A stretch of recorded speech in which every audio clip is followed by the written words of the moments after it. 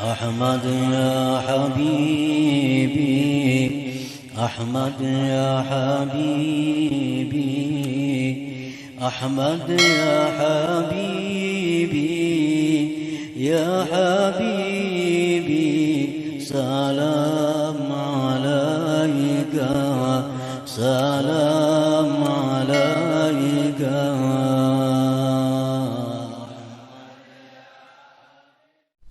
Bismillahirrahmanirrahim. Alhamdulillahi rabbil alamin.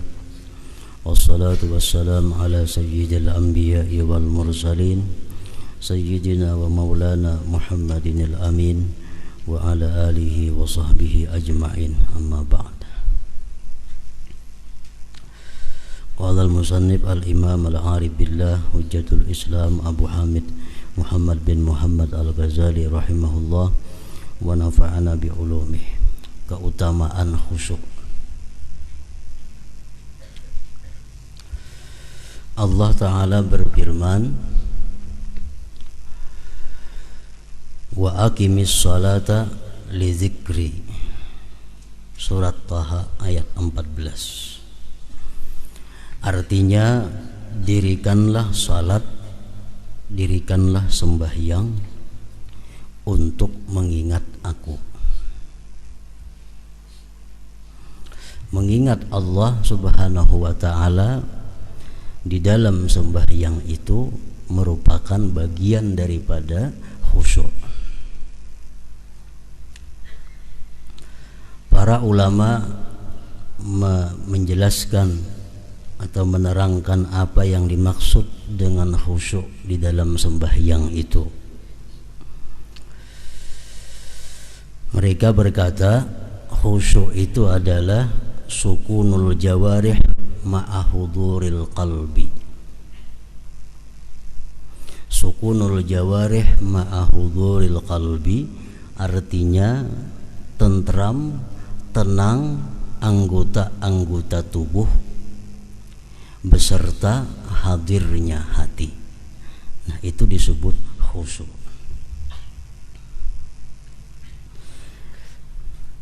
Maksud daripada sukunul jawarih, tentramnya anggota itu artinya anggota tubuh kita tidak bergerak kecuali pada hal-hal yang diperintahkan.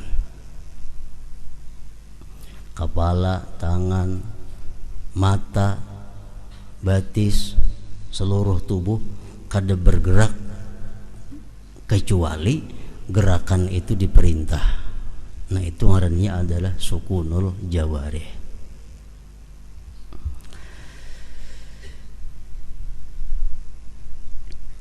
Ma'ahuduril qalbi beserta hadirnya hati.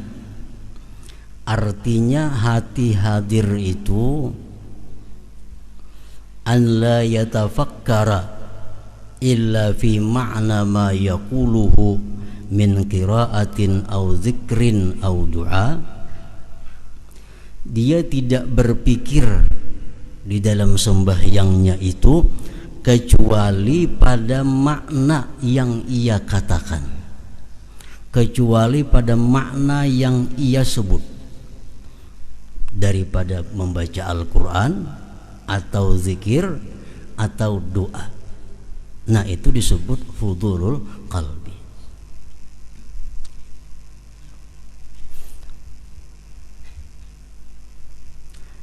Contohnya, kita membaca wajjahtu wajhiya lilladzi fataras samawati wal ard. Nah, sewaktu kita membaca wajjahtu wajhiya, itu hati kita memikirkan apa yang kita baca. Wajjahtu wajhiya lilladzi, aku hadapkan wajahku, lilladzi fataras samawati wal ard, bagi Tuhan yang menciptakan langit dan bumi. Nah, jadi hati kita mesti memikirkan apa yang dibaca oleh mulut kita. Itu ngarannya adalah hudurul qalbi. Kalau kita membaca misalnya Alhamdulillahi rabbil alamin, hati kita ingat kepada kubur Nah itu bukan disebut hadir qalbi, karena kubur itu kada ada sangkut pautnya dengan alhamdulillah, walaupun kubur ini bagian daripada akhirat. Kita mengata alhamdulillah, hati kita ingat waktu kita berjalan di siratal mustaqim, itu ngarannya kada hadir hati, karena siratal mustaqim itu lain dengan alhamdulillah. Jadi kalau kita mengata alhamdulillah, dalam hati kita tidak ada lain selain memikirkan bahwa segala puji itu bagi Allah.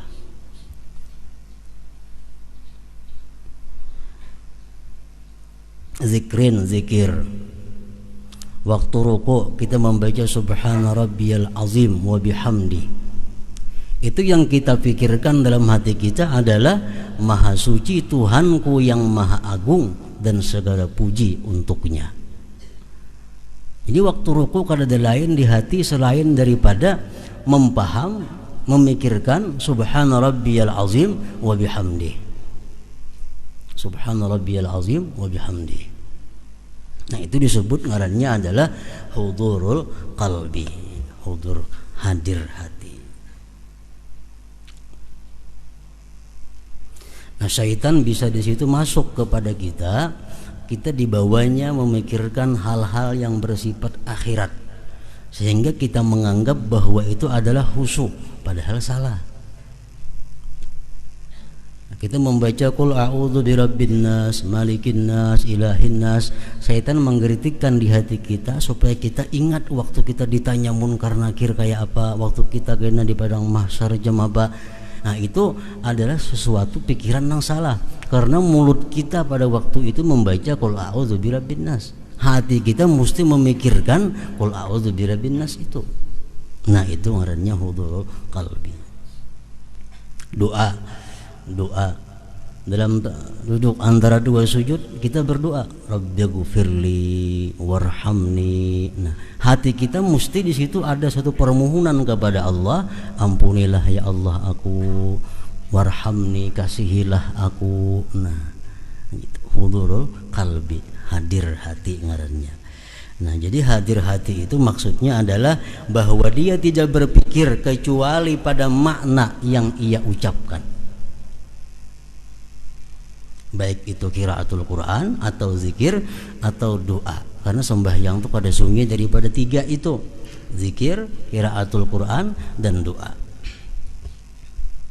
Waktu kita mengatakan assalamu alayka ayyuhan nabiyyu wa rahmatullahi wa barakatuh, nah, anggaplah di situ kita berada di depan makamnya Rasulullah. Nang mana suah ke makam Rasulullah, kau membayangkan kayak apa di makam Rasulullah. Nang kada pernah melihat gambarnya biasa, di situ makam Rasulullah. Jadi sewaktu kita mengata assalamu alayka ayyuhan nabiyyu wa rahmatullahi wa barakatuh, itu Rasulullah hadir di hadapan kita. Kalau kita kalau menghadirkan sidin, kita yang hadir di makam sidin. Assalamu alayka ayyuhan nabiyyu wa rahmatullah. Nah itu ngarannya hadir hati.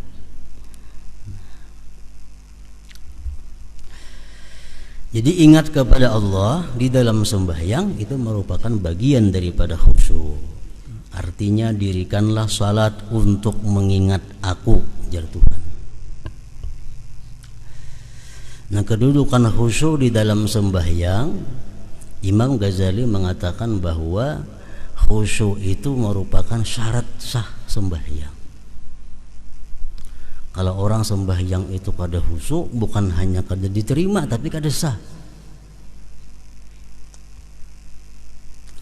Nah, yang lain daripada Imam Ghazali ada pula yang mengatakan bahwa khusyuk itu adalah merupakan sunat muakkad daripada sembahyang.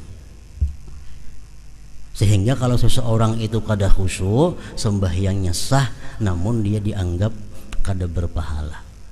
Karena khusyuk itu ruhus salah, khusyuk itu merupakan rohnya sembahyang. Hayam itu ada harga amunnya hidup. Kalau hayam mati dibuang orang, kada ada harganya lagi. Nah kayak itu juga sembahyang kita ada punya nilai di sisi Allah kalau sembahyang itu ada khusyuknya. Sembahyang kada ada khusyuk, Allah kada menerima, Allah membuang sembahyang itu. Nah, apakah khusyuk itu disyaratkan di dalam seluruh sembahyang?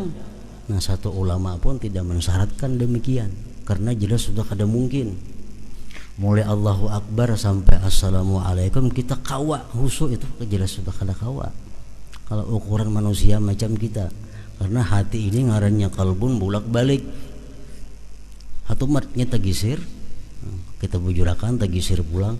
Nah, yang penting itu khusyuk di dalam sembahyang itu ujar sebagian ulama, pertama di takbir, takbiratul ihram itu mesti khusyuk. Sujud itu jangan kada khusyuk. Rokok, nah, kalau kada kawa menyeluruh khusyuk itu. Dan Allah Ta'ala berfirman, wala takum minal ghafilin, suratul A'raf 205. Artinya, dan janganlah kamu termasuk orang-orang yang lalai. Janganlah kamu termasuk orang-orang yang lalai. Ini pengertian jangan, artinya tegahan. Tegahan. Jangan sampai kita sembahyang itu lalai. Mulai Allahu Akbar, untung sadarnya waktu Assalamualaikum. Waktu Fatihah kita kada sadar, rukuk kada sadar, sujudnya kada sadar, semuaan kada sadar. Begitu Assalamualaikum hanya sadar bahwa aku tuntung sembahyang. Nah, ini Allah melarang, wala takun minal ghafilin, artinya dan janganlah kamu termasuk orang-orang yang lalai. Dan Allah Azza wa Jalla berfirman, la taqrabus salata wa antum sukara hatta ta'lamu ma taqulun, surat An-Nisa 43. Artinya, dan janganlah kamu mendekati salat sedang kamu dalam keadaan mabuk sehingga kamu mengerti apa yang kamu ucapkan. Ini ayat sebenarnya diturunkan kepada orang-orang yang minum arak. Awal-awal Islam minum arak itu dibolehkan, tapi pada akhirnya minum arak dilarang keras. Nah, pada awal-awal mereka itu masuk Islam, arak masih dibolehkan, sehingga mereka habis minum arak dalam keadaan mabuk dibawa sembahyang. Kadang-kadang sembahyangnya mengaur, mesti memuji Allah, memuji berhala karena mabuk. Lalu Allah menurunkan ayat, dan janganlah kamu mendekati salat sedang kamu dalam keadaan mabuk sehingga kamu mengerti apa yang kamu ucapkan. Sadar. Kalau sudah sadar, nah hanya sembahyang. Ada yang mengatakan mabuk karena banyaknya susah, dan ada yang mengatakan karena cinta dunia.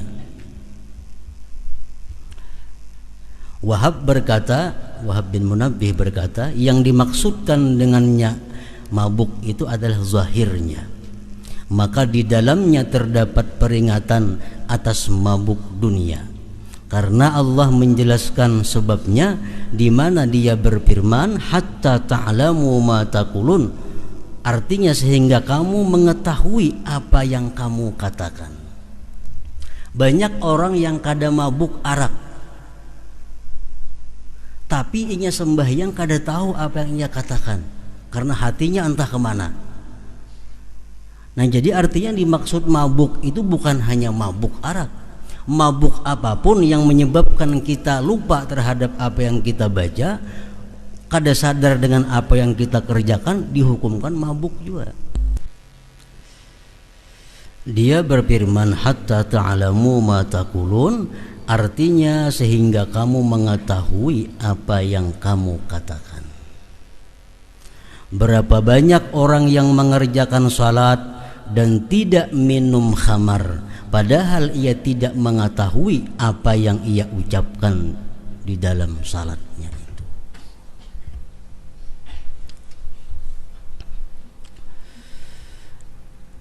Nah, kenapa sebabnya kita itu di dalam sembahyang kadakawa menghadirkan hati. Artinya hati kita kadang-kala memikirkan apa yang kita ucapkan. Hati kita kadang-kala menghadirkan apa pekerjaan kita. Ada sebabnya kita kadang-kala menghadirkan hati itu. Pertama, ada sebab yang zahir, kedua ada sebab yang batin. Sehingga kita sembahyang itu kadang-kala hadir hati. Mulut mengucap alhamdulillah, tapi hati kita rahatan makan.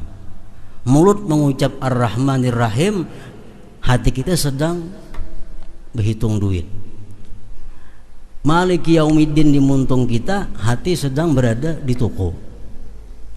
Nah, ini menunjukkan bahwa hati kita kada hadir, kada memikirkan apa yang dibaca. Kenapa sebabnya? Ada dua macam sebab. Ada sebab yang zahir, ada sebab yang batin. Sebab yang zahir, sebab yang zahir itu lebih mudah mengobatinya daripada sebab yang batin. Makanya ada hadis Rasulullah mengatakan, artinya kalau sudah dihidangkan makanan dan kamu ingin makan, dahulukan makan daripada salat itu. Nah, ini yang zahir. Karena kalau kita kepingin makan, makanannya ada, kita bawa sembahyang terlebih dahulu, jelas sudah mengganggu hati kita. Hati kita terbayang kepada makanan itu. Nah, ini sebab yang zahir. Nah, kalau demikian halnya, dahulukan makan. Makanya makruh sembahyang dalam keadaan ma'arid qadha hajat. Makruh sembahyang dalam keadaan ma'ariti bakamih contohnya. Kenapa sebabnya? Karena ini mengganggu hati, mengganggu pikiran.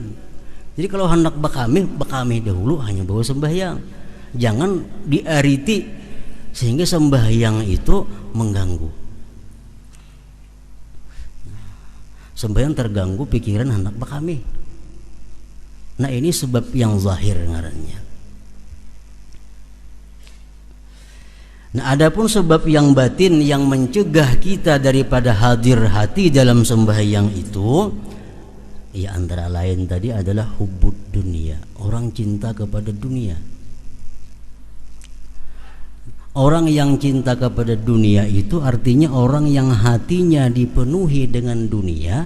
Nah, ini sembahyang kayak apa juga pun kada kawah khusyuk. Kenapa? Karena pikirannya selalu kepada dunia. Nah, ini yang batin, ini yang sulit mengobatinya.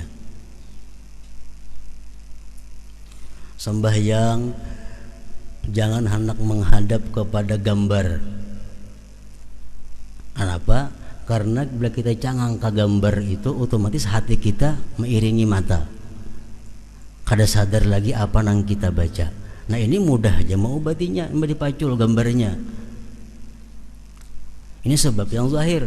Yang sulit membuang itu adalah sebab yang batin, di mana hati seseorang itu cinta kepada dunia. Sembahyangnya, mulutnya mengucap asma Allah, mulutnya berzikir, mulutnya berdoa, tapi hatinya kada demikian.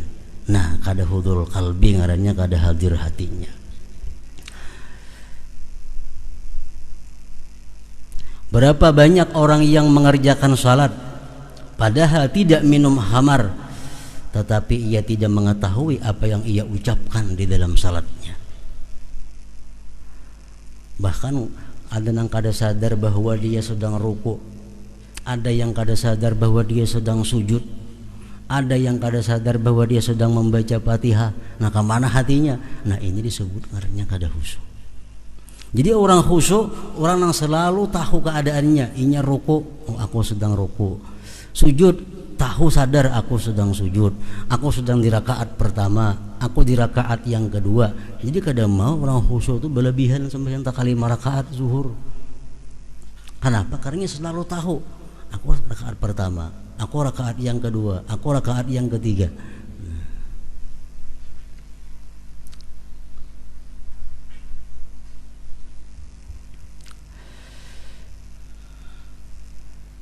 Nabi sallallahu alaihi wasallam bersabda, "Man shalla rak'ataini lam yuhaddits nafsahu bihima bi syai'in minad dunya, ghufira lahu ma taqaddama min dzambihi." Barang siapa yang salat 2 rakaat di mana ia tidak berbicara di dalam dirinya dengan sesuatu dari dunia, maka ia diampuni dosanya yang telah terdahulu. Artinya sembahyang tuh 2 rakaat, kawa kita mulai Allahu Akbar sampai Assalamualaikum kawa, nah diampuni Allah dosa-dosa kita yang telah lalu. Dalam 2 rakaat itu hati kita sedikit pun kada ingat dengan dunia, kada membicarakan masalah dunia.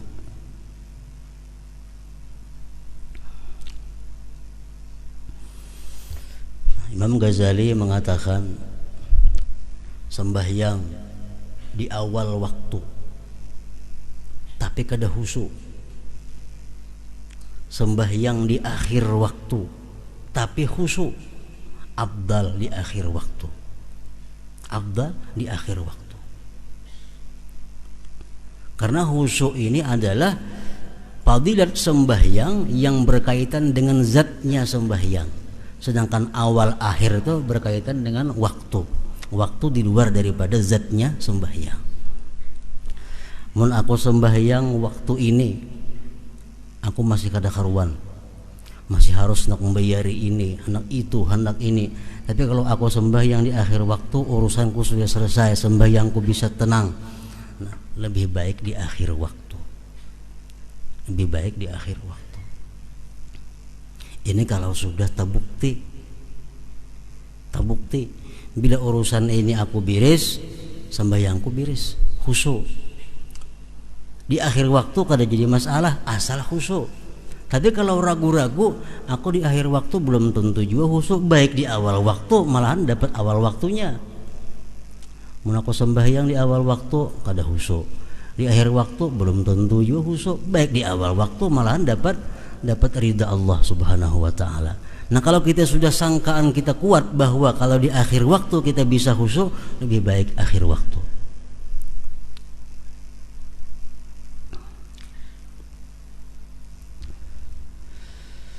Dan Nabi sallallahu alaihi wasallam bersabda, "Innamas salatu tamaskunun wa tawadu'un wa tadarru'un wa ta'awuhun wa tanadumun wa tad'u yadaika fataqulu Allahumma Allahumma faman lam yaf'al fahiya khidajun." Artinya salat itu hanyalah ketenangan. Salat itu ketenangan. Salat itu kada kawa terburu-buru, tegasa-gasa kada kawa sembahyang. Sembahyang itu adalah ketenangan. Yang kedua, sembahyang itu merendahkan diri. Setiap kali kita mengucap Allahu Akbar, Allahu Akbar, Allah Maha Besar, Allah Maha Besar. Nah, itu mengembalikan kepada diri kita bahwa kita adalah orang yang rendah, kita adalah orang yang hina, kita orang yang kecil. Nah, sembahyang itu ada tawadhu'nya.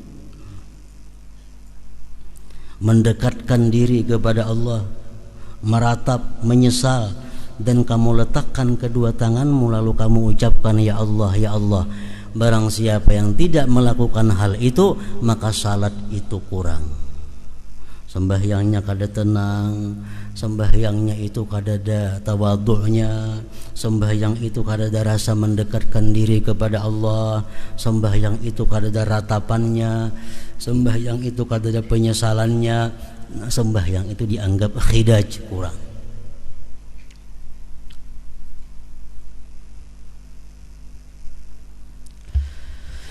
Dan diriwayatkan dari Allah Subhanahu wa taala hadis qudsi dalam kitab-kitab yang terdahulu bahwasanya Dia berfirman, "Tidaklah setiap orang yang salat aku terima salatnya." Tidak setiap orang yang sembahyang aku terima sembahyangnya. Aku hanyalah menerima salat orang yang merendahkan diri karena keagunganku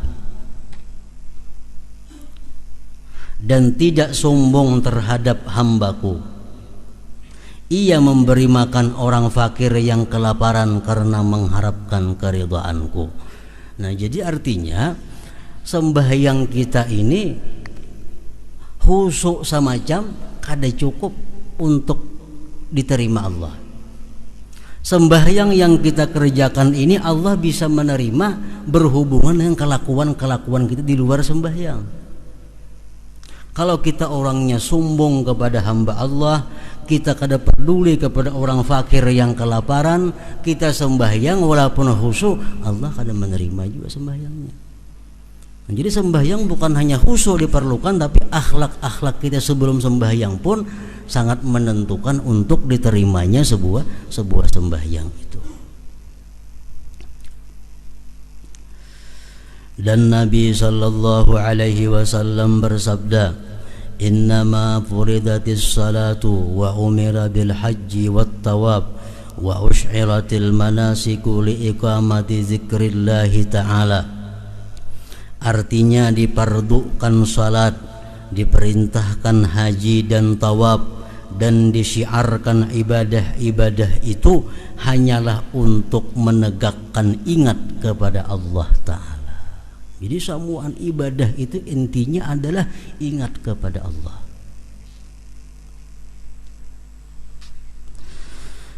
Maka apabila di dalam hatimu tidak terdapat bagi yang diingat Allah, yang adalah Dia yang dimaksud dan dicari suatu kebesaran dan tidak ada juga haibah, maka apakah nilai zikir ingatmu?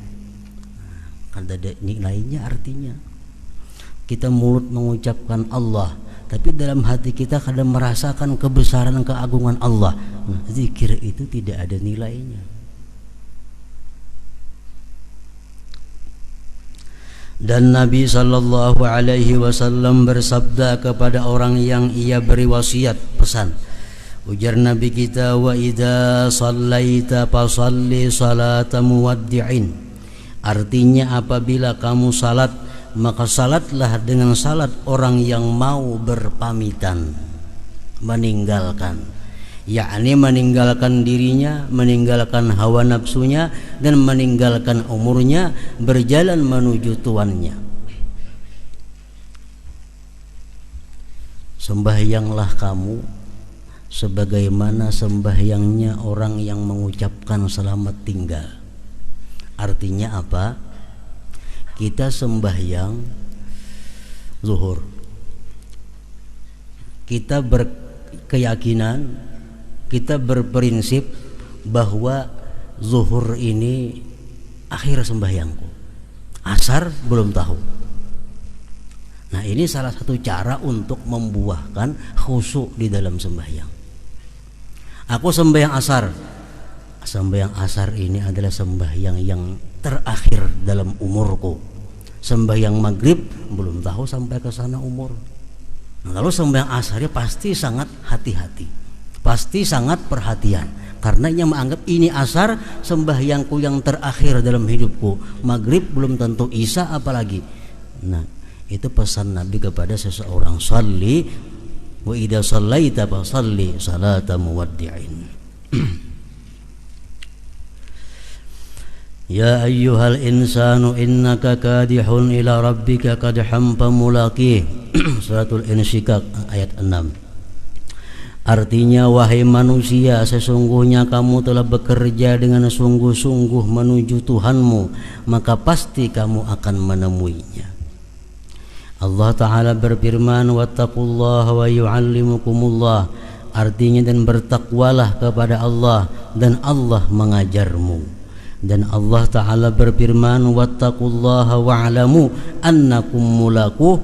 Artinya, dan bertakwalah kepada Allah dan ketahuilah bahwa kelak akan menemuinya.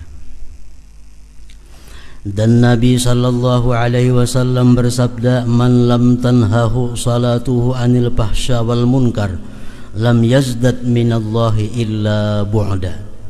Artinya, barang siapa yang salatnya tidak mencegahnya dari kekejian dan kemungkaran, maka tidaklah bertambah dari Allah kecuali jauh. Artinya orang ini sembahyang, tiap hari sembahyang, tiap waktu sembahyang, tapi kemunkarannya tetap terus jalan juga. Sembahyang kada pernah ketinggalan, munkarnya pun kada ketinggalan juga. Nah, orang ini sebenarnya makin hari makin jauh dengan Allah Subhanahu wa taala, bukan makin dekat. Kenapa? Sebabnya itu menunjukkan bahwa sembahyang yang dilakukannya itu kada diterima oleh Allah Subhanahu wa taala. Sebab sembahyang yang diterima Allah pasti mencegah diri daripada berbuat munkar. Orang yang sembahyang itu diterima Allah mantah hati berbuat yang haram. Orang yang sembahyangnya diterima Allah tertutup mulutnya untuk berkata-kata yang haram. Orang yang sembahyangnya diterima Allah tertutup telinganya mendengari yang haram. Kalau masih suka berkata yang haram, mendengar yang haram, pertanda sembahyangnya itu belum diterima oleh Allah Subhanahu wa taala.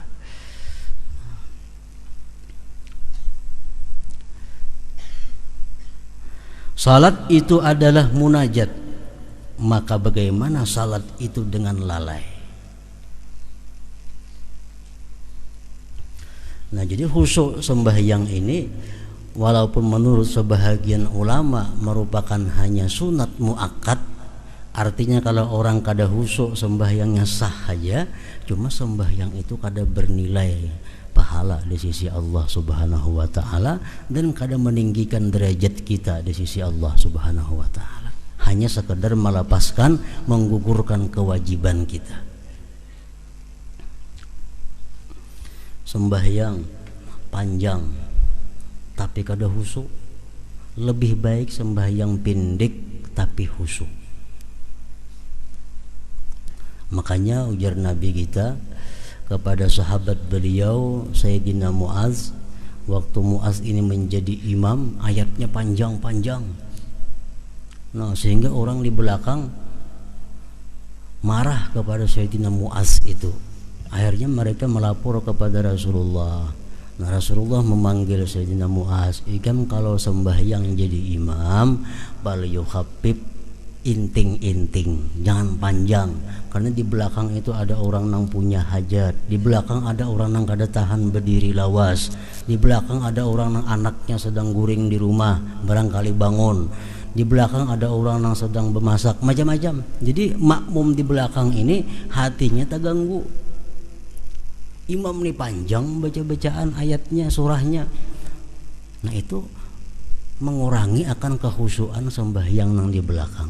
Jadi sembahyang itu apalagi berjamaah, apalagi makin banyak jamaahnya, makin pindik sembahyangnya, supaya bisa menambah kekhusyuan. Kadang mengganggu pikiran orang yang di belakang. Apalagi di belakang harinya panas misalnya, imam saling panjangan membacaan, jelas ada khusus menahan panas itu. Atau harinya di belakang hari hujan, imam membacanya panjang. Nah, ini mengganggu sembahyang di belakang. Pokoknya makin banyak jamaahnya, makin pendek bacaannya. Imam Jumat kah, jangan lagu-lagu ha. Di belakang tuh kada samuan katuju mendengar lagu nang mana batis manggatar kada tahu lagu baik laginya. Nah, nahan batis sudah. Jadi bila imam Jumat makin banyak jamaahnya makin pendek. Latih kayak di Makkah sembahyang Jumat qul ya qul wallah ya kadang-kadang ayatnya jamaahnya banyak. Nah, orang macam-macam manusia. Nah, kalau sembahyang saurangan sama laman kada apa-apa itu aja bagi sequr'anan baca. Ada jadi masalah. Nah, jadi kita bukan hanya disuruh berusaha supaya kita khusyuk, dan kita berusaha orang lain pun juga supaya khusyuk makmum itu. Bakar bin Abdullah berkata, "Hai anak Adam, apabila kamu mau masuk kepada tuanmu tanpa izin dan kamu berbicara tanpa penterjemah, maka kamu dapat masuk." Lalu ditanyakan, "Bagaimanakah hal itu?" Ia menjawab, "Kamu sempurnakan wudukmu dan kamu masuk ke mihrabmu, maka ketika itu kamu telah masuk kepada tuanmu tanpa izin dan kamu berbicara kepadanya tanpa penterjemah." Artinya sembahyang itu adalah menemui Allah. Kita sembahyang itu kita menemui Allah.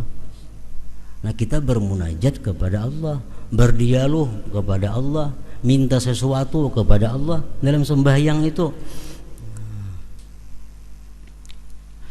Dari Aisyah radhiyallahu anha berkata, adalah Rasulullah sallallahu alaihi wasallam berbicara kepada kami dan kami berbicara kepadanya. Apabila datang salat, maka seolah-olah beliau tidak mengenal kami dan kami tidak mengenalnya, karena sibuk dengan keagungan Allah Azza wa Jalla. Artinya Nabi itu dikisahkan kalau Sidin hendak sembahyang, seolah-olah Sidin itu kada patuh lagi lawan kami, seolah-olah kami kada patuh lagi lawan Sidin. Kenapa? Kita waktu hendak sembahyang itu Sidin terbayang keagungan Allah, sehingga yang lain ini kada tahiraukan lagi, kada tahirani lagi.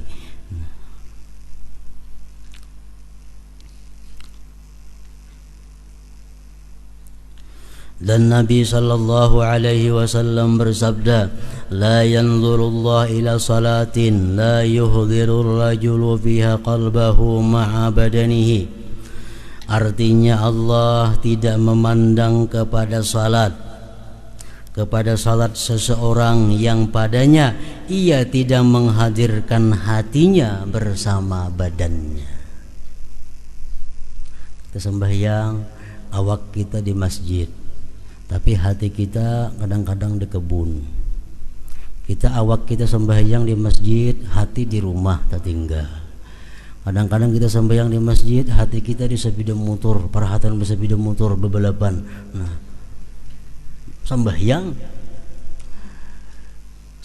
di masjid, hati di warung. Nah, Allah kada memandang kepada sembahyang itu. Allah kada menoleh, kada menilai. Allah tidak memandang kepada salat seseorang yang padanya ia tidak menghadirkan hatinya bersama badannya itu. Jadi seapa kita kawa menghadirkan hati di dalam sembahyang, nasa itulah sembahyang kita yang diterima oleh Allah Subhanahu wa taala. Hadis mengatakan, laisa lil abdi min salatihi illa ma aqala minha. Tidak ada bagi seorang hamba dari sembahyangnya itu melainkan yang ia sadar daripada sembahyangnya itu. Jadi sembahyang kita ini di sisi Allah kada kawa sempurna. Kadang-kadang hanya rukuknya dinilai Allah karena waktu rukuk kita ingat. Kadang-kadang hanya sujudnya di sisi Allah karena waktu sujud kita ingat kepada Allah. Yang lainnya kada dinilai. Pokoknya Allah hanya menilai sembahyang itu yang kita ingat kepadanya.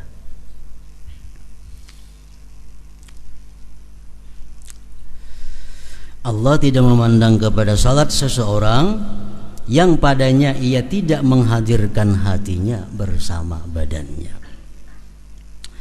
Ibrahim al-Khalil alaihi salam apabila berdiri untuk salat, maka terdengar detak jantungnya pada 2 mil karena takut keagungan Allah. Sa'id at-Tanuhi apabila salat, maka tidak terputuslah air mata dari kedua pipinya atas janggutnya. Dan Rasulullah sallallahu alaihi wasallam melihat seseorang bermain-main dengan janggutnya di dalam salat, lalu beliau berkata, "Lau khasha'a qalbu hadza la khasha'at jawarihuhu." Artinya seandainya hati orang yang ini khusyuk, niscaya anggota-anggota badannya itu khusyuk juga. Jadi manusia terdahulu yang mulia, para aulia-aulia Allah, mereka sembahyang itu kada sama satu sama lainnya. Ada yang sembahyang itu senang, gembira, hatinya nyaman menghadap Allah. Ada juga yang sembahyang itu tertangis, kayak tadi kan ada tangis membasahi janggutnya. Nah, ini kenapa berbeda? Sembahyangnya sama, Tuhannya yang disembah sama. Nah, berbeda demikian karena berbeda makam kedudukannya. Yang pertama, kedudukan yang disebut u'budillah ka'annaka tarah. Beribadahlah engkau kepada Allah seolah-olah engkau itu melihat Allah. Nah, orang melihat Allah orang yang paling lezat. Orang yang melihat Allah orang yang paling merasakan kenikmatan yang luar biasa. Dalam surga orang nang rahatan makan, orang nang rahatan bersenda gurau lawan bininya, orang rahatan bermain-main. Tapi kalau ada pengumuman bahwa Allah bertajalli, semua meninggalkan menuju kepada zat Allah, memandang kepada zat Allah. Karena memandang zat Allah merupakan puncak segala kelezatan dan kenikmatan. Nah, jadi sembahyanglah kamu seolah-olah kamu melihat Allah. Nyaman artinya. Nah, ini sembahyangnya hatinya gembira, sembahyangnya bersemangat, sembahyangnya nyaman karena dia seolah-olah melihat Allah. Nah, ini kedudukan yang tinggi. Kedudukan yang tinggi. Yang kedua, fa illam takun tarah fa huwa yarak. Jikalau engkau kada bisa seolah-olah melihat Allah, itu kada bisa kita macam itu. Ambil yang kedua, Allah melihat engkau. Allah melihat engkau. Nah, kalau kita sembahyang ini merasa bahwa kita dilihat oleh Allah, bisa gugup sembahyangnya, nah, bisa menggetar, ada yang menangis. Nah, itu yang kedua ini, karena mereka kada mampu merasakan bahwa melihat Allah itu, kada kau membayangkan, mereka ambil jalan yang kedua, Allah melihat. Jadi mulai takbir sampai salam ini merasakan kada terlepas dari sedikit pun daripada pengawasan Allah. Mulai Allahu Akbar, nah ini sudah merasa bahwa Allah melihat dirinya, ini merasa Allah memandang, sedikit pun kada terlepas dari pandangan Allah. Otomatis sembahyang itu ada beban. Nah, kita menulis dilihat oleh guru, nah kita ada beban, hati-hati jadinya, takutan tersalah. Nah, itu orang nang sembahyang khusyuk ada dua. Pertama, seolah-olah dia melihat Allah, kalau sembahyangnya nyaman, sembahyangnya nikmat. Atau kalau kada kawa itu merasa dilihat Allah, diperhatikan Allah. Nah, hati-hati sembahyangnya, bacaannya hati-hati, rukuknya hati-hati, sujudnya hati-hati. Hatinya pun takut kalau berpaling daripada Allah, karena dia tahu Allah mengetahui hatinya.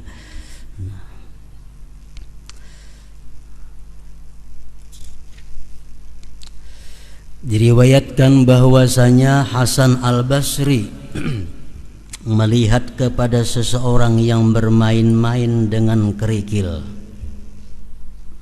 Kerikil, nah di tangan diputar-putar, kan? Dengan sembahyang di tanah sambil maudak batu. Hasan Basri melihat itu. Sambil berkata orang tersebut, ya Allah, kawinkanlah saya dengan bidadari.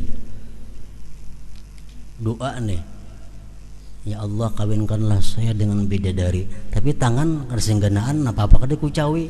Nah, muntung bersuara, ya Allah, kawinkanlah aku dengan bidadari. Melihat itu lalu beliau Hasan Basri berkata, seburuk-buruk peminang adalah kamu, seburuk-buruk pelamar bidadari adalah kamu. Kamu meminang bidadari padahal kamu bermain-main dengan kerikil. Dikatakan kepada Khalaf bin Ayyub, tidakkah lalat itu menyakitkan kamu di dalam salat, lalu kamu tolak? Ia menjawab, saya tidak membiasakan diriku terhadap sesuatu yang merusak salatku. Ditanyakan, bagaimanakah kamu sabar terhadap hal itu? Ini Khalafnya sembahyang, banyak lalat berhinggapan di awak sidin. Gak ada sidin kibah-kibah lalat nih tuh. Kenapa jurang tahannya biar lalat nih tuh kada mengibah-ngibah? Ia menjawab, telah sampai kepadaku bahwasanya orang-orang fasik itu sabar terhadap cambuk-cambuk sultan agar dikatakan fulan itu sabar, dan mereka berbangga dengan itu. Sedangkan saya berdiri di hadapan Tuhanku Allah, apakah saya bergerak karena lalat itu?